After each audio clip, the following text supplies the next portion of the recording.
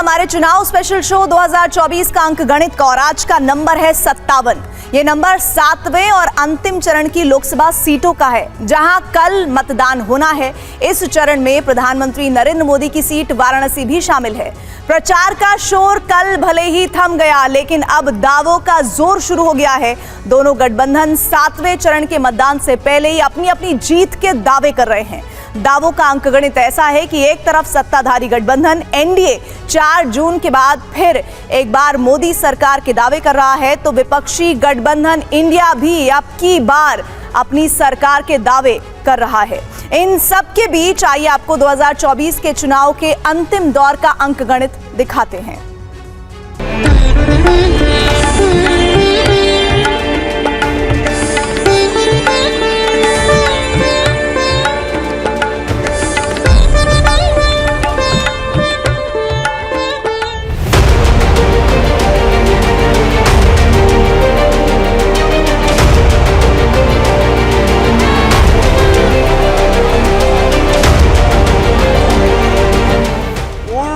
बहुमत वाली केंद्र सरकार हैट्रिक लगाने जा रही है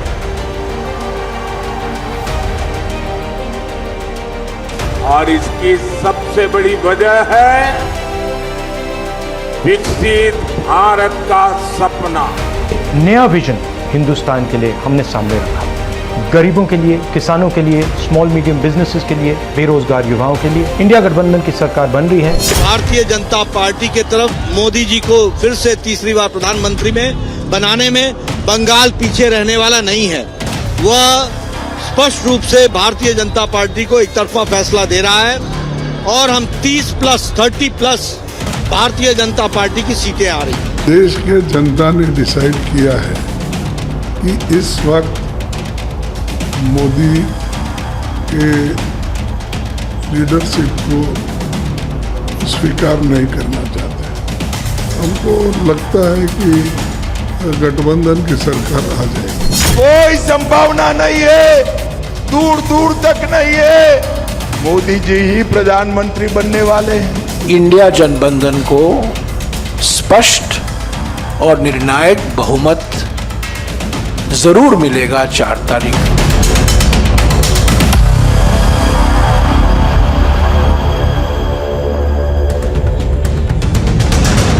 अंतिम चरण के चुनाव से ठीक एक दिन पहले की ये 3 तस्वीर बेहद अहम है। पहली, 7वें दौर के मतदान की तैयारियां अंतिम पड़ाव में है। दूसरी, कन्याकुमारी में प्रधानमंत्री मोदी ध्यान में लीन है। और तीसरी, कांग्रेस ने पूरे चुनाव प्रचार का लेखा जोखा देश के सामने पेश कर दिया है। चुनाव प्रचार का शोर थमने के बाद सियासी दावों का हिसाब किताब आपको दिखाएंगे। अभी आप 7वें चरण के चुनाव का अंकगणित देखिए। आखिरी चरण के चुनाव में उत्तर प्रदेश के सबसे पूर्वी हिस्से की 13, पंजाब की सभी 13, बिहार की 8, पश्चिम बंगाल की 9, हिमाचल प्रदेश की सभी 4, ओडिशा की 6, झारखंड की 3 और केंद्र शासित प्रदेश चंडीगढ़ की इकलौती सीट पर मतदान है। यानी इस चरण में 57 सीटों के सांसदों का चुनाव होगा। इससे पहले 6 चरण में 486 सांसदों का फैसला ईवीएम में बंद हो चुका है। इस तरह से सूरत के निर्विरोध चुनाव के बाद बाकी 542 सीटों की तस्वीर 4 जून को साफ होगी। लेकिन दोनों पक्षों से दावा तो ऐसा है जैसे 4 जून के बाद सरकार दोनों की ही बनेगी, जो मुमकिन नहीं है।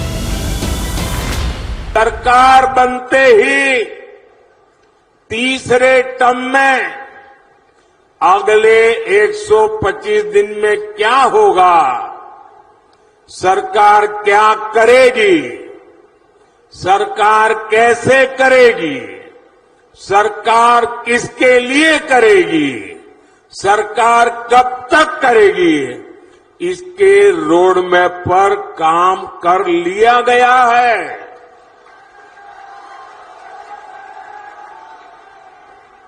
इसमें भी 25 दिन विशेष तौर पर युवाओं के लिए केंद्रित किए गए हैं। देखो, वो कुछ भी कहे, देश के जनता ने डिसाइड किया है कि इस वक्त मोदी के लीडरशिप को स्वीकार नहीं करना चाहते। हमको लगता है कि गठबंधन की सरकार आ जाएगी। सच यह है कि सरकार किसी एक की ही बनेगी और बनेगी उसी की जिसके पक्ष में बहुमत का अंकगणित होगा, और इसके लिए गुजरे 6 चरण की तरह अंतिम और 7वां चरण भी उतना ही अहम है। सबसे बड़ी बात तो यह कि इसी चरण में पीएम मोदी की वाराणसी सीट भी शामिल है, जहां उनके खिलाफ एक बार फिर कांग्रेस के अजय राय मैदान में है तो बीएसपी के अतहर जमाल लारी भी मुकाबले में है। नरेंद्र मोदी को लगातार तीसरी बार वाराणसी से जीत का इस कदर यकीन है कि वो 14 मई को नामांकन के बाद सिर्फ एक बार 21 मई को ही यहां पहुंचे और नारी शक्ति संवाद में हिस्सा लिया। वे तो शक्ति का विनाश चाहते हैं। 4 जून के बाद मोदी आपकी शक्ति को महाशक्ति बना करके रहेगा। इसके बाद चुनाव प्रचार खत्म होने से पहले उन्होंने काशी वासियों तक अपना संदेश पहले चिट्ठी और फिर वीडियो के जरिए पहुंचाया। काशी के युवा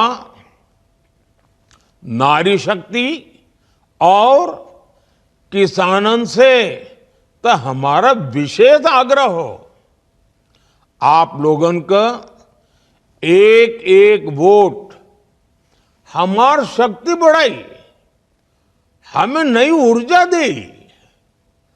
आप लोगन के समाज के हर परिचित का, काशी के हर बुजुर्ग का वोट करावे के है। 7वें और अंतिम चरण के चुनाव में पूर्वी उत्तर प्रदेश की चंदौली और गोरखपुर सीट पर भी मतदान है। चंदौली से एक बार फिर केंद्रीय मंत्री महेंद्र नाथ पांडे बीजेपी के उम्मीदवार हैं। उनका मुकाबला समाजवादी पार्टी के वीरेंद्र सिंह और बीएसपी के सत्येंद्र कुमार मौर्य से है। तो गोरखपुर में बीजेपी के रवि किशन की टक्कर समाजवादी पार्टी की काजल निषाद और बीएसपी के जावेद सिमनानी से है। आखिरी चरण के रण में ही केंद्रीय मंत्री और अपना दल एस की अध्यक्ष अनुप्रिया पटेल की किस्मत भी ईवीएम में बंद होनी है। मिर्जापुर से लगातार तीसरी बार चुनाव लड़ रही अनुप्रिया पटेल का मुकाबला समाजवादी पार्टी के रमेश बिंद और बीएसपी के मनीष त्रिपाठी से है।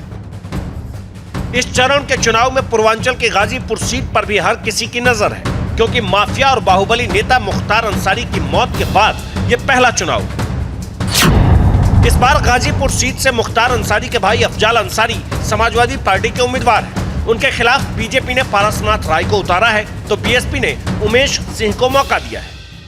अंतिम चरण के चुनाव मतदान के दिन पूर्वी उत्तर प्रदेश की जिन 13 सीटों पर मतदान होना है, उसमें पिछली बार के लोकसभा चुनाव में बीजेपी और अपना दल गठबंधन को 11 सीटें जीतने में कामयाबी हासिल हुई थी, जबकि 2 सीटें बीएसपी के खाते में गई थी।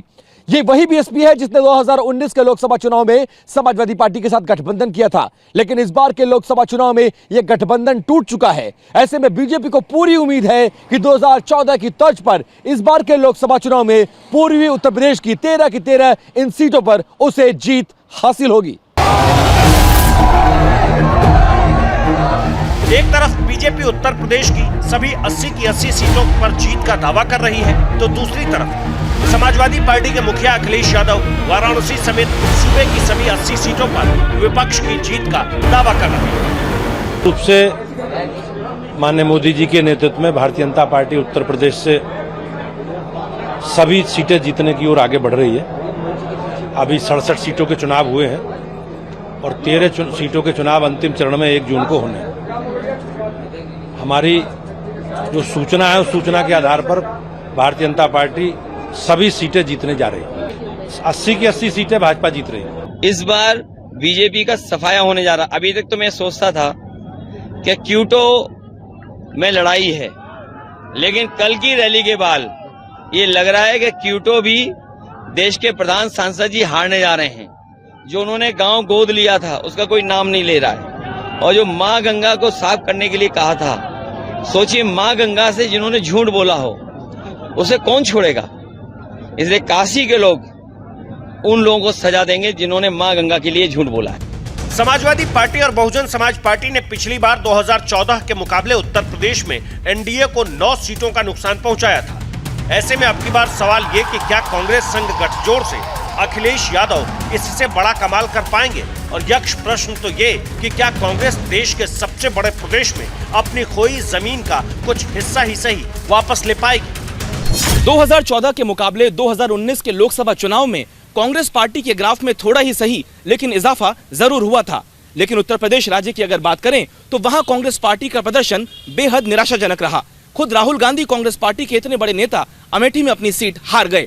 2024 के लोकसभा चुनाव में कांग्रेस पार्टी ने इस बार समाजवादी पार्टी के साथ गठबंधन किया है। ऐसे में पार्टी को उम्मीद है कि वो समाजवादी पार्टी के साथ मिलकर 2009 के रिजल्ट्स को दोहरा पाएगी। लोकसभा सीटों के लिहाज से पश्चिम बंगाल देश का तीसरा बड़ा राज्य है, जहां अंतिम चरण में 9 सीटों पर मतदान है। 2019 में इन सभी 9 सीटों पर टीएमसी ने एकतरफा जीत हासिल की थी। पश्चिम बंगाल में इस चरण के बड़े उम्मीदवारों में सबसे बड़ा नाम ममता बनर्जी के भतीजे अभिषेक बनर्जी का है, जो एक बार फिर से डायमंड हार्बर सीट से चुनाव मैदान में। उनके खिलाफ बीजेपी ने अभिजीत दास और सीपीआई-एम ने प्रतीकुर रहमान को उतारा है। इसी चरण में बशीरहाट सीट पर भी मतदान है, जिसका हिस्सा संदेश खाली है, जहां से इस बार बीजेपी ने संदेश खाली की पीड़ित रेखा पात्रा को अपना उम्मीदवार बनाया है। तो टीएमसी ने मौजूदा सांसद नुसरत जहां को बेटिकट कर हाजी नूरुल इस्लाम को मौका दिया है, जबकि सीपीआई-एम ने निरापद सरकार को उम्मीदवार बनाया है। जो मैं उत्साह देख रहा हूं बंगाल में और जो मैं उमंग और खुशी देख रहा हूं, वो स्पष्ट बता रहा है कि भारतीय जनता पार्टी के तरफ मोदी जी को फिर से तीसरी बार प्रधानमंत्री में बनाने में बंगाल पीछे रहने वाला नहीं है। वह स्पष्ट रूप से भारतीय जनता पार्टी को एक तरफा फैसला दे रहा है और हम 30 प्लस भारतीय जनता पार्टी की सीटें आ रही हैं। क्या खेला होगा? खेला होगा, खेला होगा, खेला होगा। आज भी याद रखना, बांग्ला ही रहा है। इसी के लिए हम अगर सीपीएम को ऊपर उखाड़ दे सकते थे तो हम बीजेपी को भी उखाड़ देंगे। ये हमारा वादा है, ये हमारा वादा है, ये हमारा वादा है। 7वें दौर के चुनाव में ओडिशा की जिन 6 सीटों पर चुनाव है, 2019 में इनमें 4 पर बीजेडी ने बाजी मारी थी और 2 पर बीजेपी ने। 2024 में अंतिम चरण के चुनाव में ओडिशा की केंद्रपाड़ा सीट का मुकाबला कड़ा है। यहां से बीजेपी के राष्ट्रीय उपाध्यक्ष बैजयंत जय पांडा का मुकाबला बीजेडी के अंशुमन मोहंती और कांग्रेस के सिद्धार्थ स्वरूप दास से है। बीजेपी इस बार पश्चिम बंगाल और ओडिशा में क्षेत्रीय छत्र ममता बनर्जी और नवीन पटनायक को पीछे छोड़कर नंबर 1 पार्टी बनने का दावा कर रही है। नवीन पटनायक की पार्टी बीजेडी तो किसी राष्ट्रीय गठबंधन में शामिल भी नहीं है, जबकि ममता बनर्जी की टीएमसी राष्ट्रीय स्तर पर विपक्षी गठबंधन का हिस्सा जरूर है, लेकिन पश्चिम बंगाल में वो अकेले चुनाव लड़ रही है। ऐसे में विरोधियों के वोट में बंटवारे से बीजेपी को बंगाल में कमल खिलने की आस है। 7वें चरण के चुनाव में बिहार की भी 8 सीटों पर मतदान है। 2019 में इन सभी 8 सीटों पर एनडीए को जीत मिली थी। इस बार इस चरण के बड़े मुकाबलों में पटना साहिब से बीजेपी के रविशंकर प्रसाद के सामने कांग्रेस के वरिष्ठ नेता मीरा कुमार के बेटे अंशुल अविजित है। तो पाटलिपुत्र में एक बार फिर बीजेपी के रामकृपाल यादव का मुकाबला लालू प्रसाद यादव की बेटी और आरजेडी उम्मीदवार मीसा भारती से है, जबकि आरा सीट पर बीजेपी उम्मीदवार और केंद्रीय मंत्री आरके सिंह की टक्कर सीपीआई-एमएल के सुदामा प्रसाद से है। 1 जून को झारखंड की 3 लोकसभा सीटों पर भी मतदान होना है। 2019 में इन 3 सीटों में 2 बीजेपी के खाते में गई थी, तो 1 पर जेएमएम ने जीत हासिल की थी। इस बार यहां दुमका सीट पर हर किसी की नजर है, क्योंकि बीजेपी ने इस सीट पर जेएमएम सुप्रीमो शिबू सोरेन की बड़ी बहू सीता सोरेन को उम्मीदवार बनाया है, जिनका मुकाबला जेएमएम के नलिन सोरेन से है। तो गोड्डा सीट पर बीजेपी के निशिकांत दुबे की टक्कर कांग्रेस के प्रदीप यादव से है। अंतिम चरण के चुनाव में पंजाब की सभी 13 सीटों पर मतदान होना है। इस सरहदी सूबे के बड़े मुकाबलों में जालंधर से कांग्रेस ने पूर्व मुख्यमंत्री चरणजीत सिंह चन्नी को उम्मीदवार बनाया है, जिनका मुकाबला बीजेपी के सुशील कुमार रिंकू से है, जबकि आम आदमी पार्टी से पवन कुमार टीनू और शिरोमणि अकाली दल से मोहिंदर सिंह केपी चुनाव मैदान में है।